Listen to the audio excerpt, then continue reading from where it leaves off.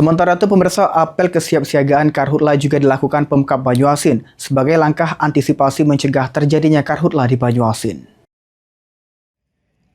Menghadapi musim kemarau panjang, pemerintah Kabupaten Banyuasin melakukan apel kesiapsiagaan gelar pasukan serta peralatan dalam mengantisipasi kebakaran hutan, kebun, dan lahan.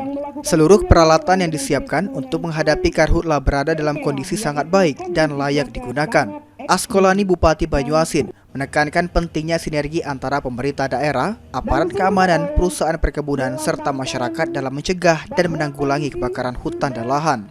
Semua daerah dan akan kami bagi 3 zona nanti, Banyuasin 1, Banyuasin 2, ada Banyuasin 3 dengan perusahaan-perusahaan yang sudah kita sepakati untuk mengantisipasi di tempat daerah kita masing-masing, terutama di wilayah perusahaan-perusahaan masing-masing, di desa masing-masing, di kecamatan masing-masing, dan kita sama-sama. Karena pada prinsipnya tidak ada yang hebat, tidak ada yang kuat, tidak ada yang canggih, selain kita lakukan secara bersama-sama. Pemerintah Kabupaten Banyuasin sendiri telah menetapkan status siaga bencana asap akibat karhutla dengan membentuk 4 posko siaga yang ditempatkan di sejumlah wilayah yang masuk kategori rawan kebakaran.